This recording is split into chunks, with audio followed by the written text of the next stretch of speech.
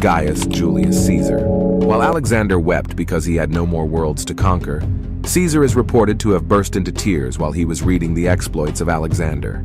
He said to his men, "When he was of my age, he had conquered Darius, but up to now, nothing has been accomplished by me." As his ideal was Alexander, he turned out just like him, self-obsessed and narcissistic. Once he had gained significant power as a general and statesman, he undermined the Roman Republican system and declared himself dictator perpetuo, dictator in perpetuity. He wasn't shy about it either, as he is reported to have said, "If you must break the law, do it to seize power. In all other cases, observe it." Senators in Rome feared Caesar wanted to establish monarchy, which would completely erode away their authority. On March 15th, 44 BC, a group of 60 senators assassinated Caesar at the meeting of the Senate.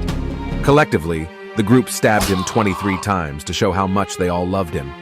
The last thing Caesar saw was his own adopted son and trusted ally Marcus Brutus present among the assailants. This takes us to the medieval era. While it was mainly famous for the Crusaders, they got overshadowed by Genghis Khan, who emerged as the Beast of the East. He managed to conquer twice as much land as Alexander and was determined to bring the whole world under one sword. But unlike Alexander or Caesar, he did not see himself as God or a messiah. He knew he was a tyrant and boasted openly about it in these words, "The greatest happiness is to scatter your enemy, to drive him before you, to see his cities reduced to ashes, to see those who love him shrouded in tears, and to gather into your bosom his wives and daughters." There are several accounts of his death. Rashid ul-Din writes he fell victim to the bubonic plague, while Marco Polo, the famous Italian traveler, writes that he was shot on horseback and succumbed to his wounds a few days later. Another report says he was castrated fatally by a princess of the Western Shia Empire, whom he had kept forcibly as a concubine.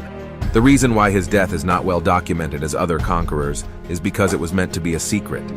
Before dying, Khan instructed his family and followers to keep his death a secret, as it occurred at the worst possible time.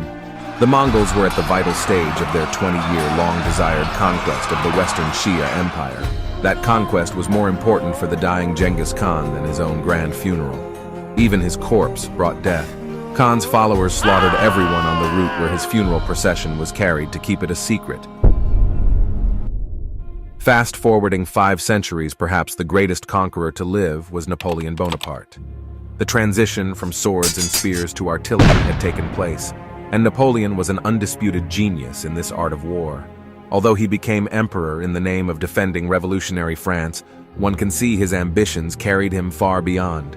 His personality was probably even more bizarre than the rest of the great conquerors. Caesar considered himself to be the only messiah to his people. Alexander thought himself to be a god. Genghis was a tyrant steppe overlord, while Napoleon considered himself an artist of war. He is reported to have said, "I love power, but it is as an artist that I love it." To him, the battlefield was a painting, and he was an artist drawing it. His power of concentration was enormous, as was his memory for detail and facts. Once, on a campaign in 1805, one of his subordinates could not locate his division. While his aides searched through maps and papers, the emperor informed the officer of his unit's present location, where he would be for the next 3 nights, the status and resume of the unit's strength as well as the subordinate's military record. This out of an army with 7 corps, a total of 200,000 men, with all the units on the move. It was all pictured in his head.